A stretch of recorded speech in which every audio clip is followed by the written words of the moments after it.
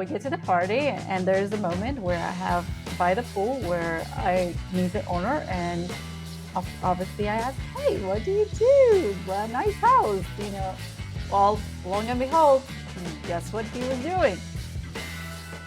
Real estate. Hey there, I am Dr. Jason Balara, and this is the Know Your Why podcast, where we explore the why behind success.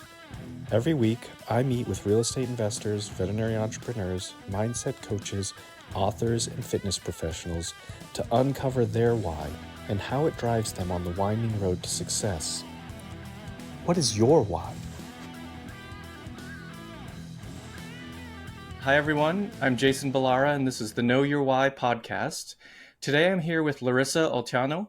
Larissa is a seasoned real estate investor, financial strategist, and Wall Street Journal best-selling author of Destined for Wealth. From arriving in the U.S. with just $20 and no English, she built a multi-million-dollar real estate portfolio of over 280 rental doors. So, Larissa, as I mentioned, I really just like to let you tell your story. But first, I want to say thank you for coming on the show today. I'm very, very excited to talk and, let our listeners know as much as possible about you. So thank you for being here. Thank you for having me, Jason.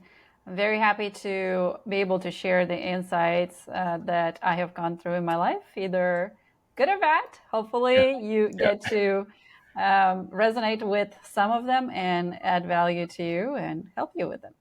Yeah. And I think both good and bad parts of the story are important to share because I social media shows people usually a highlight reel. And so there's a lot of challenges to get to those highlights. So, well, with that, let's just start by hearing your story. Tell us about yourself, tell us your background, and, then we'll dive in from there. Yeah, I'd like to take you back to where I come from, and that is Moldova. It's the poorest country in Europe, but we're working really hard to raise the standards of living there. We are actually known for wine. We have the longest, biggest wine cellar in the world that is underground and is drive-through. So if you are a wine lover and want to drive through an underground cellar of wine, the Moldovan is the place. And my journey starts really specifically in real estate when I heard my stepdad and his brother talk about not holding money in the bank or putting money under the mattress. Specifically, his brother saying, hey, you know that if we put under the mattress or in the bank, it's going to erode its value. You got to put it in assets. And specifically, we need to buy apartments, houses, and things like that. Now, the interesting thing is at the time they were doing very, very well. My stepdad and his brother, they were having a metal company and there was no shortage of funds. But like I always say, you have to be wise with money. And in this case, there was a lot of gambling, a lot of partying, and all that eroded in a different way, not due to inflation. Yeah. And they did buy each one an apartment to live in, but that was pretty much the end of the real estate journey there. However, that particular moment stuck in my mind, and it played out later in life when I went and started real estate. So through different childhood, interesting ups and downs, I found myself at the age 16 after my mom divorced my stepdad, alone with my 4-year-old brother to raise. And I grew up pretty fast. In those moments, I had to think of how much we're going to spend this month. We were living on $133 budget a month, half of which would go to his medication because he would get sick. So distributing money on a monthly basis, doing house things, school, and all of that. So imagine just being a single mom at 16 with $133 a month. It was interesting, but it also taught me such valuable lessons. And I decided to come and see US because US was planet Mars for me. As I was growing up, being in Moldova, the poorest country in Europe, and watching the movies that come from Hollywood, that portray New York, that portray the best of California.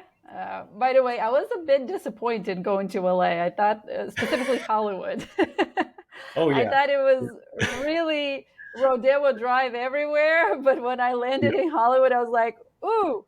No. Hollywood is yeah, I feel like probably every tourist must be disappointed by Hollywood itself. Like it's when you see pictures of Los Angeles and people think of Hollywood, like none of that's actually in Hollywood. So yeah, it's a I completely understand that. That's a funny that's it's a funny experience to have, and I think probably you're not alone in that.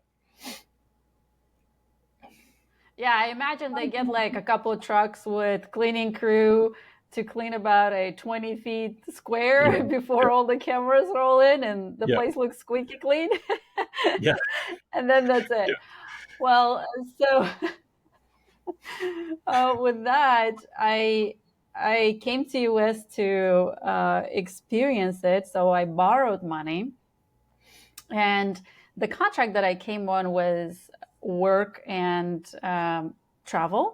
It was 4 months. You get a contract back where you come from, and for 3 months you're supposed to work and save up for the fourth month and travel. Well, I didn't have anything saved up for the fourth month because I returned what I borrowed, and then we had Hurricane Ike hit in Galveston, Texas. So between me getting out of the city to be safe, pay for the hotel and everything else, I was basically left with $20. And that's where my journey starts. I remember when I came to US and stayed in US, I didn't know any English. I had a fun time getting assigned to be a server based on the contract, only based on a few words that I said, which was, "Hi, my name is Larissa, and I study at the Technical University of Moldova." And they decided that my English is absolutely incredible, and I Yeah. should go do the server job. I should serve people. So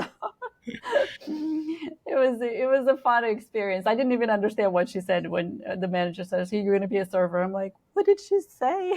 And the girl next to me who was studying English is like, "You're going to be a server." I'm like, "Okay, let's go." Give it a shot. So yeah, I mean, like, what do I have to lose? Maybe a Yeah. couple of orders, but okay, we'll learn. Yeah. So it's been an incredible journey, and that's where the journey starts. I mean, I decided to stay. I didn't want to go back. I had $20, basically 3 months of English that I've learned, and a lot of desire and hope to build a better future, because childhood is a little bit dysfunctioning. A lot of physical abuse, a lot of drinking, partying, and all kinds of things that um, you know make you better, stronger for the future. Yeah. A lot of it's been an interesting thing that I have found, I guess, in common with a lot of my guests and myself included, is challenges early on in life can lead to success later on, because you learn to, kind of push through hard times, and you learned, at a childhood age, it's survival. It's this, I don't, you don't have much choice. Um, as you become an adult, life is hard. Life is hard for everybody. So it's like you can either decide to use those challenges to your advantage and create, something successful for yourself and people around you, or you can become a victim to those challenges and kind of perpetuate the cycle of what you experienced in youth. And so it's always fascinating to me to see how people come from, a place of hardship and just kind of rise out of that and make something, pretty big of themselves. So I love hearing those stories. And that's, we talked a bit about, why I started the podcast, and this is exactly it. Like, this is exactly what kind of got me passionate about podcasting was like hearing those stories. So thank you for sharing that. But I'm 100% sure that the story doesn't end there, because you've gone on, No. become quite successful since then. So walk us through a little bit more. You're a server learning English, but I know you had that real estate bug planted at some point. Yeah. So before I go there, I just want to say, Jason, that you hit the nail on its head. There's always things that life would throw at us.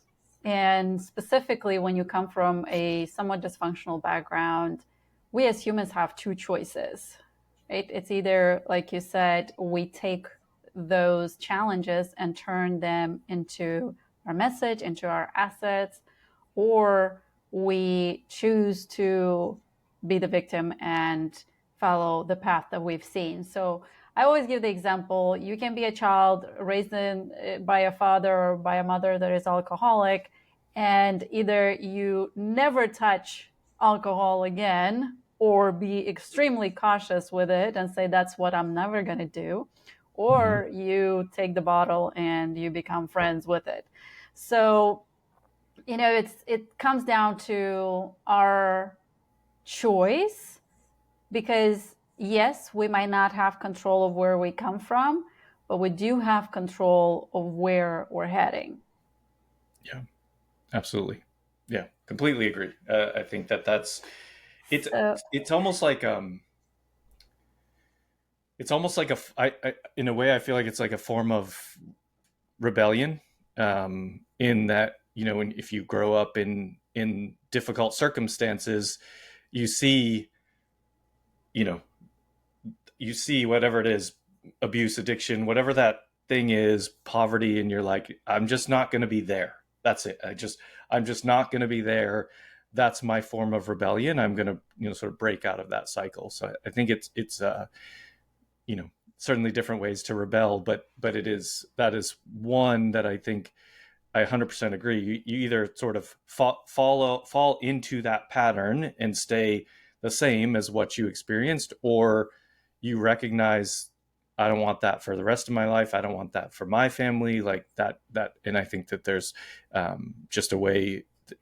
There's a lot of gray zone, but there's kind of only two ways to approach it. It's either do or don't, kind of, in a lot of ways. Yeah, and it could be that you can start on the same path, but then you can have that realization and wake up and say no more. Yeah. And change the trajectory of your life. And it's interesting. I truly believe that either you come from adversity or you might fall into adversity later in life, especially if we talk about all kinds of addictions. When you realize that you're the chain breaker in your family, that you are the one who is making the crooked paths straight, and you take on that torch, and you also realize that you're going to have to go through a lot of molding on yourself to break those generational chains, or your own chains that you have got yourself tangled in. That's when life really begins. That's when things are not easy, but they're definitely worth living for. Yeah, absolutely. Well, tell us about, kind of, you were a server. What was the next turn in your life? Yeah, so when I stayed, I had one idea. I am not staying unless I'm going to college. So I had that, I'm going in, education is super important, and I always thought, no matter if you come from wealth or don't come from wealth, education is super important. And then I was raised with, hey, the best path is you go get a degree, get a good job, and you made it. And I was working and paying my way through school and got a finance degree. And then during that time, I've set the intention and the goal to get with the top company. And I got on board with ExxonMobil in their accounting and finance. So as soon as that happened, that scratch of real estate was just keep itching there. So I'm like, okay, now I'm in a position where I have something. So let's search that path for real estate. And I found a group, a mentorship group, through a friend of ours who still is our friend Mike and Olya, and they were he was listening to radio, and he's like, hey, this guy talks about real estate, and my ears perked up, and I'm like, real estate? Who is the guy? Where is the guy? So I found that group. I went in, and you didn't have much convincing to do for me, because people sometimes are like, I went to a seminar and of course they're selling me something. I'm like, yes, sell me something. Yeah. And mind you, I come from a background where like I was living very modest, and saving was the motto of my life, and it continued being for a long time, and still is today. Save and invest. I'm going to say went from saving being the motto. Now it's save and invest. Yeah. And I was like, yeah, I'm ready. Tell me what you got. I want to invest. Show me what I need to do. And I signed up. I did not have at the time, it was 2014, and it was over 8K. And I was like, oh my gosh, I have like, I can't comprehend this, but if you show me and condense the time and tell me exactly what to do, then let's do that. I mean, I want to mention something. When I did that, I bet on myself. That's what I thought. That's the mentality that I had. It's not like, oh, I'm giving something. I'm like, no, I'm betting on me. If I get the path, I need to roll up my sleeves and make that happen. Yeah. So I joined October 2014, and within like a couple of months, I had my first property. And not only I made what I paid, but I made a ton on top of it. And after years of being in the group, and by the way, it wasn't even like a coach, it was actually just a real estate group, where you meet up with all the other people that want to invest, and they have resources there. They have their network of vendors, like title companies and lenders and stuff like that. And I go back there and I say, you completely undercharged me. Even then, when I was terrified and scared and didn't have the money to pay for that, I said it was too little for the amount of money that I made with that program. I just think that the idea of betting on yourself in some way is just incredibly powerful way for people to get ahead. And I think you mentioned right from the start, talking about the good and the bad. Like, if you're trying to have success at a high level, you're going to lose sometimes. You're going to lose you're going to waste time on things that don't work out. You're going to lose money on certain deals, or, just things you might have invested in for your own business. Things are not always going to go 100% perfect. And the people that realize that and move through it are the ones that continue, are going to have big success. You can't find an example of someone, uber successful, you whatever category you want to put it in, you can't find an example of that person that doesn't have adversity somewhere along the way. And it doesn't stop. Like, you don't reach a point and just not have adversity anymore. It's like, you probably have adversity at a larger scale and you've just grown enough in yourself to be equipped to handle it. And so you just keep carrying it and moving forward. And I think, you putting in the money to join that group was, an example of taking that leap, and it worked out well for you. But why don't you kind of walk us through, the next steps of the journey? Yeah. So one thing that I want to mention is you're going to pay for it either with time Yeah. or money. Yep. And I'm a big advocate about paying with money. And I'm not saying this because, hey, well, when you have the money, it's easy to pay. True to some extent. Yeah. Because when you do have the money, you're going to stretch yourself to the next level and you're still going to pay at your level, still going to, burn some of the money and you're going to feel more empowered. But also at that point, you're taking more calculated risk. So are you when you have little money. You're still taking calculated risk if you educate yourself. And it still involves the risk, but it's calculated. Mm-hmm. The thing is, I know that I can always get the money back. But I'll never, no amount of money will be able to give me my time back. Yep. So instead of going through the learning process and taking me years of trial and error, it would speed up and just the people are condensing that for me and telling me, okay, X, Y, and Z, that's it. Mm. I just a recent example. My friend, she wanted to move on to a different job, and I was a recruiter at Exxon. And during the MBA program, I got a ton of offers for jobs. So I'm very familiar with that space. And she wanted to apply for a really good school. She wanted the resume to look really good. So I worked with her, and it didn't take long because I knew exactly like, hey, do X, Y, and Z. And then even though you don't have the GMAT, even though you don't have that, you're going to get approved into an Ivy League school. Sure enough, it was like maybe a month worth of preparation, and she gets the notification. Yeah, I am in an Ivy League school. Doesn't come from a big, company background. Doesn't have even the GMAT.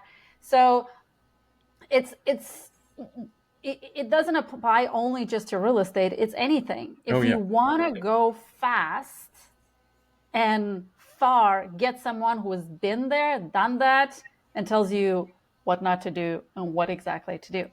The other thing is I so agree with you, Jason. Failing is important. Failing is where the learnings are happening. And failing fast and forward is what's going to make you stronger. Because life doesn't get easier. You get stronger. Yep. Wiser and better. And I wanted to go back real quick and insert this little story between me getting the job and me investing in real estate.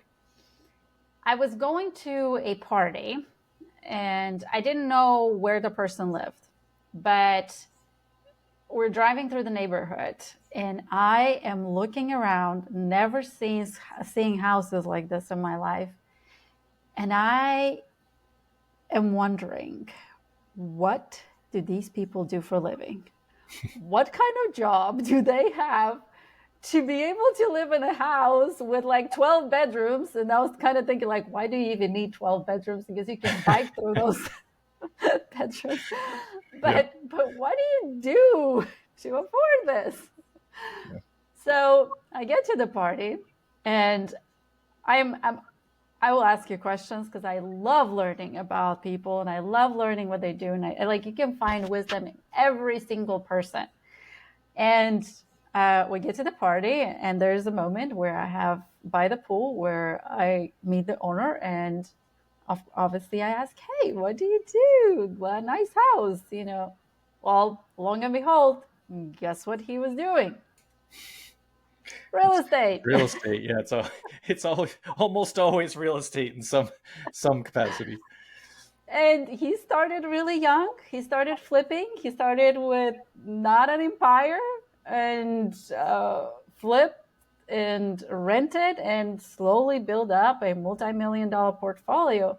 So it's that visual that I had also kind of made that itch scratch even more. I'm like, I really need this because that's the freedom. That's the way to go.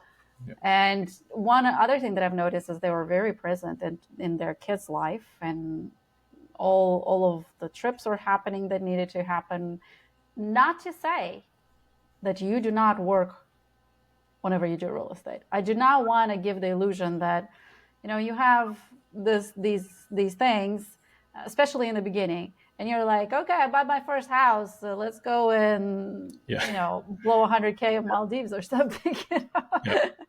It's going to take time, patience, and most importantly, I always say it's not making money what's hard. Is the person that you need to become in a process that is hard. Mm-hmm. Is the beliefs that you have to dump, reshape, the vision that you have, the things that you see, you have to look at them, the way you see them, you have to look at them differently. It's a lot of chiseling, breaking, and molding of yourself to really become the person that is building wealth and is also keeping it and maintaining that wealth. Yeah, 100%. You made a really good point there too. You said those the people are present in their children's lives, and I think that you already talked about sort of the value of time, and I've talked about it a lot, just in everywhere, probably on the podcast, in life in general. It is 100% the most valuable resource, and it's like, you're right. When you get into real estate, you will still work hard. You very well might work harder than you did having a job, and the difference is you might even make less money in the beginning, but the difference is you will have the freedom of time. And so that, like, for people listening, like, that's exactly what happened to me. Like, I had a good paying job. I was we were fine. And but I was, when we had kids, it was just didn't feel like I was going to be around enough. And so that's when I went heavy into real estate and entrepreneurship, and sort of changed how I viewed the future. And it's like, that came with a pretty significant pay cut, basically working more hours than I used to, probably a much higher stress level, but I am with my kids whenever I want to be, with my family whenever I want to be, and I'm building something for the future. So those two things is like, any time I get in my mind like, oh, maybe I should go back to a W-2 job because that's at least, steady income, it doesn't, I immediately think, well, then I'll just be away from my family more. I need to figure out how to make this work in my own world, my own entrepreneurship, business minded world. Like, how do I make more money there? And so it really does completely shift your view of how things work. Like, it's just, and it like, really for the better, but make no mistake, it's not easy. Like, it's not an easy transition in the beginning, both in mindset and just in the amount of time you're going to have to put in. But it's worth it, because 3, 5, 10 years down the road, you're going to be in the position of those people that you went to their party, where then you can have the nice house, you can be there for your kids. Like, all of that comes with it. It just takes a little bit of time. Yes, absolutely. I mean, it is in a way like that joke, you trade the 9 to 5 for 24/7. Right. And I wouldn't, I mean, like, I wouldn't say that that's really very, very close to the truth if it's not the truth, because it could be that it's not necessarily that I'm present in the job 24/7, but mentally I constantly think of X, Y, and Z. But that's Yep. also the beauty of it. I feel like it just makes you grow so much. It's growing pains, but it's just so rewarding. It's meeting the best version of yourself, and you're striving. It is pain, but you're like, man, I didn't know that I can do this, or I didn't know I can learn that fast. It's finally being proud of yourself and also have the responsibility that whatever I do, it's on me. Yeah. My ceiling, it's me. And that's another thing. What I've noticed is when you get stuck in general, in any, like, it could be that you're in a very good job and you feel stuck. Like, man, this is just not where I want to be. Or even in entrepreneurship, you hit ceilings. And it could be different ceilings that you would hit. The trick is to understand, like, build the awareness first, like recognize, hey, I'm in the ceiling, either a job or entrepreneurship. What do I need to do to get out? And the answer is always get yourself around different people that are above the ceiling that you're at right now. Yep. And that is gonna shape the vision. Like I said, see bigger, see a better version of yourself in that big vision. And then you'll be surrounded by people that are striving to do what they're doing, and they're inspiring you, but also they have been where you have been. They've done it, they know it, and they can tell you, hey, do not go on that booby trap path. Come this way. And as long as you're curious, and as long as that's what I found, curiosity and drive, and by the way, the drive, back to the podcast, is really knowing your why. Because if you don't, and I'm going to come back to this in a minute, if you don't, it's a shaky leaf on the tree in the autumn. It's going to fall. Yeah. And that drive and curiosity and desire and to help others, add value to others. Because if you add value to others, there's just no way your life is not going to get better. If you help others, your life is just going to get better. It's going to get better because they might help you, or because you are not becoming a different person when you're serving. Mm-hmm. So, and by the way, one thing that I want to say is sometimes in helping, we act like a business. It's like, hey, I've helped you, then you need to help me, kind of, unspoken thing. Try not to think of it as a business. If you're in there to help unconditionally. It's gonna come your way one way or another, through them, through somebody else, or through your heart and internal gratitude for who you have become as a person. But give, and it will come back to you. Back to what I was saying about the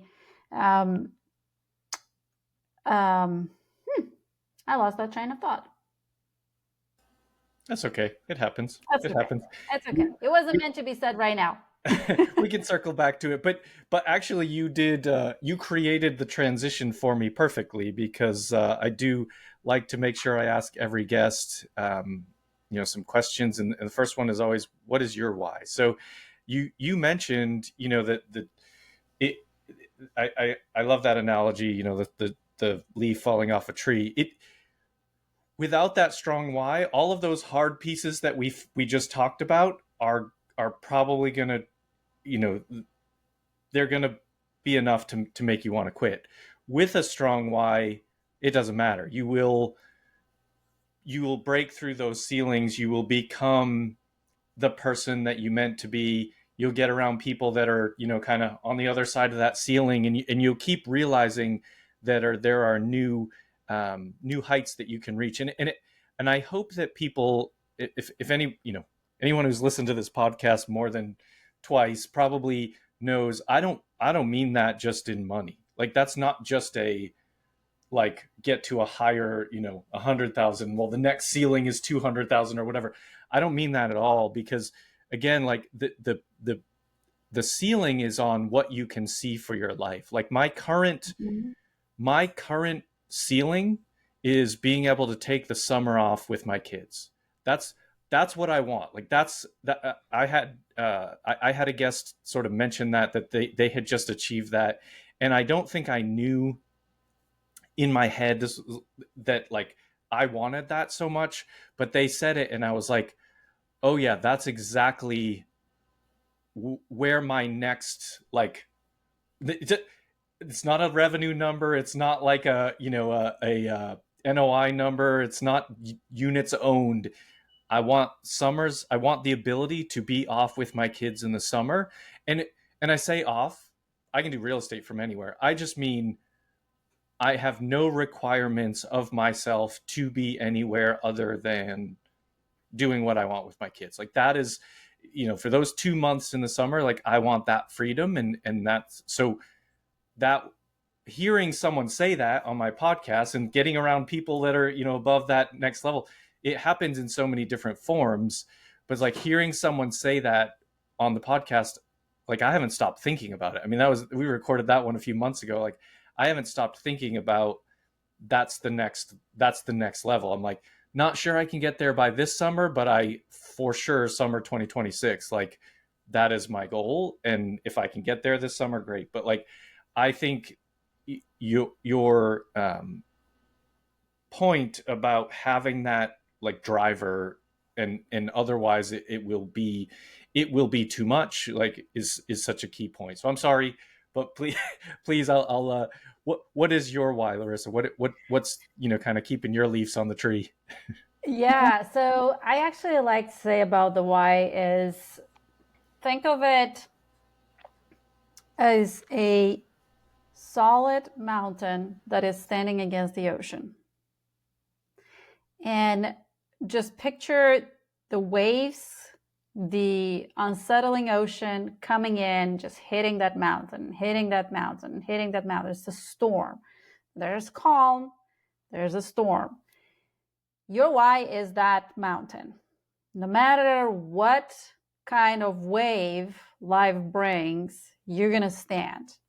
Versus if you are a castle that is made out of sand, you don't even need a wave. Some of the storm wind is going to blow a lot of it away. So just every time you wake up, you have to have that why in your mind and in your life to drive you where you want to go. Because some days you're not going to want to wake up. Some days you're going to want to push the snooze button. Sometimes you're like, question what you're doing and is it worth it? Or do you really want to do this? But having your why is what's going to get you out of bed, and having it in the strongest form, like a mountain, because you can stand the biggest and the greatest storm.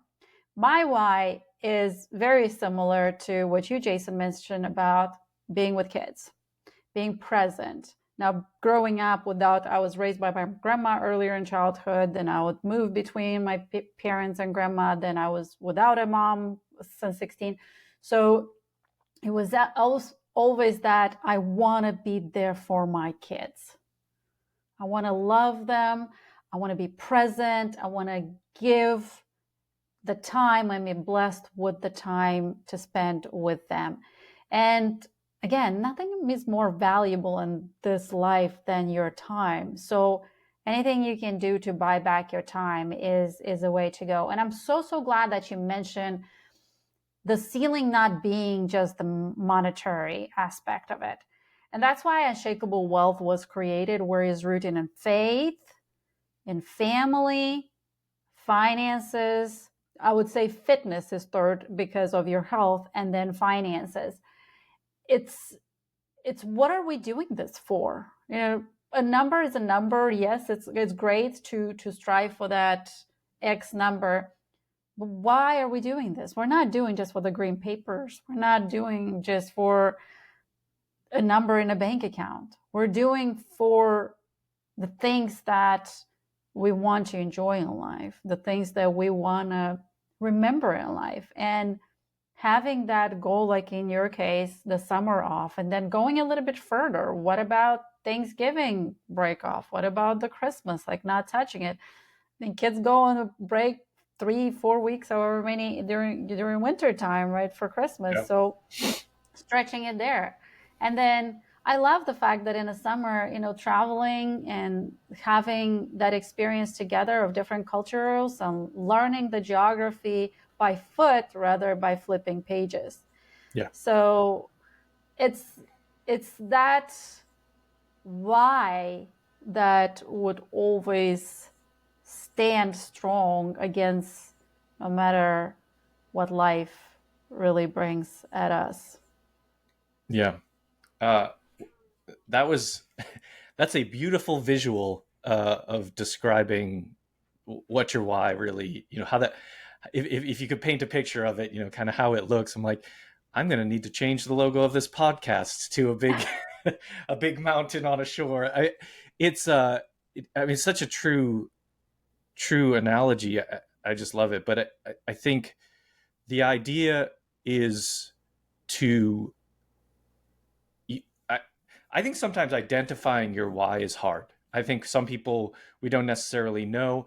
I don't, I didn't even know to call it that until, I don't know, the year before I started a podcast about it, because I learned like, and I've also toyed with the idea of changing the name of the podcast to the evolution of why, because your why, when you're basically a 16-year-old single mom, right, raising your brother, versus your why now when you have kids of your own, those are different. It changes in life, and that's like actually amazing, like that we can, there's no, we can change that, if you will, break through that ceiling of our why, because the numbers, to me, like the numbers make it a game in a Mm-hmm. way, like whether that's, again, like revenue numbers or NOI or numbers of units, like that makes it a little bit of a way to play a game with it all. But I have absolutely no interest in like lying in a pile of money. Like I don't care about,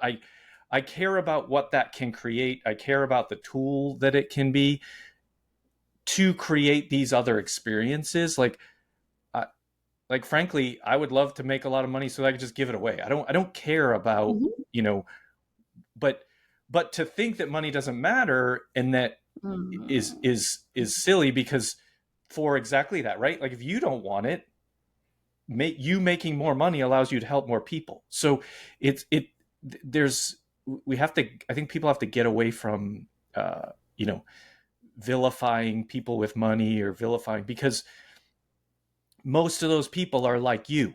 They came from something that was significant challenge, hardship, whatever, and grew something out of it. And like, great, thankfully that comes with some money and allows you to do good things with it. So it's just, I think, always, looking at that ceiling as not as a number, but as a, lifestyle, or a goal or something like that, is a better way to approach it. Yeah, it's interesting how so many movies or even news portray this one, spotlight is this on one bad guy or bad girl that is rich and evil and did all of this stuff. And yes, we are loss and pain averse. The brain operates on a very primitive level when it comes to pain and loss. It wants to avoid it. So one of the spotlight just puts a shadow on all of those people that are just simple people who Mm-hmm. build it themselves, who did it in an honest way, and who are there to support others. And I so love this, Jason, that you mentioned about vilifying the rich people and thinking the money is not needed or not valuable. And I want you to think of girlfriend, wife, husband, boyfriend, and saying, well, it's useful, but why would I give it so much love? Like, I mean, some attention, okay. It will be good. It's going to run away. I mean, that person will be like, what am I in this relationship for? Like, okay, we're here together. There's no involvement. There's no dedication to it. There's no love. It's going to run away. But if you are like what you said, I would love to give it all away. What do you get whenever you give all away to the right person and the person that loves you back? You just get more love. You get married. You have kids. You just build a life together. So same thing with money. It's an It's not a luxury, it's a necessity. It's a tool, it's a needed tool, like a hammer. You can take a hammer, build a house, give it to a family to live and enjoy, or you can take the same hammer, hit somebody and kill them. Like, it's not the hammer itself, it's the person in whose hands that hammer is. So thinking of money as bad and not needed, trust me, will run away. Been there, done that. Yeah. But being thankful that it's there. And one of the things, I always was passionate and always question. I don't know if you guys listening have asked yourself, but did you know that the Jewish population represents 2% of US population? But out of Forbes 400, 60 to 100 of them, depending on a year, are Jewish. So I've always asked myself, why are Jewish people so disproportionately wealthy compared to all the other nations? And I've learned that it's the way they see money. First of all, they count their money, so they know how to manage it. Second, they see money as a blessing. They see it as the more money they have, it means the more money they served, the more money they helped, and the more money they now can give to help others. So it's a completely different vision of money. And there's also a history, if you look across the globe, certain parts were thought in this fashion, that money is service, that money is a tool. And then you have more of a Western view of it, that it's evil, it's bad, and it's the root of all evil, the famous saying. So just thinking through that lens of being a tool that will help you build a better future, it's super, super important. Yeah, no, I completely agree. Well, Larissa, this has been fantastic. I don't want to keep you all day, but let us know. Tell me, where can people find you and they want to connect? What's the best way for them to reach you? So the best way for me to reach me is to go to my website, send an email, or send me a DM on Instagram. I do look at all of the emails. Sometimes those social media DMs end up in a box that I don't go as often. So if you really want to reach me, send me an email. I also have for you guys a free course. The Unshakable Wealth is about building wealth not only through real estate, but it's working on your mindset. It's learning how to manage money. Either you have little or you have a lot, and how to grow it, and growing it not only through real estate, but diversifying. So I personally invest in the stock market. I personally invest in real estate. And based on your calculated risk, where you would feel more comfortable allocating money, that's how you would go about how to diversify your assets. Obviously, for me, real estate is my favorite, but that doesn't mean that diversification shouldn't happening to reduce your risk. So for that, I have a special course for you guys. It's free. If you just go to www.unshakablewealth.com/Jason and sign up, you will get a completely free course. And if you want my best-selling book, which is an amazing book, yes, I'm biased, I wrote the book. So I would proudly say that the book is incredible. It did help a ton of people, and it changed lives, and those lives are in there. If you want to learn about day-to-day millionaires, there's interviews at the end of the book, and you'll get more insights into their brains. And you can get the book on Amazon. If you want the free wealth toolkit that comes with the book, then you can go to www.unshakablewealth.com/ebook. And you will get the ebook and at the discounted price versus the Amazon, plus the Unshakable Wealth Toolkit. And yes, I will really look forward to those emails because I said I am here to help. I'm here to serve. And I really looking forward to hear from you what you liked from this podcast, what touched your heart, what resonated with you, and what would you want to see more? Yeah. No, we'll get all that in show notes so people can find you and get a hold of your book and the course. Then that's amazing. So thank you so much for coming on the show today. Thank you for sharing all that you did. You have a really inspirational story. I think people should definitely connect with you and dive deeper. So thank you so much, Larissa. Thank you for having me. Yeah, absolutely. Folks listening, I know you're going to love this episode and you're going to want to connect with Larissa. Make sure you do. And please like, rate, and review the shows so we can continue to get more great guests. And thank you all for listening. Hey there, I am Dr. Jason Balara, and this is the Know Your Why podcast, where we explore the why behind success. Every week, I meet with real estate investors, veterinary entrepreneurs, mindset coaches, authors, and fitness professionals to uncover their why and how it drives them on the winding road to success. What is your why?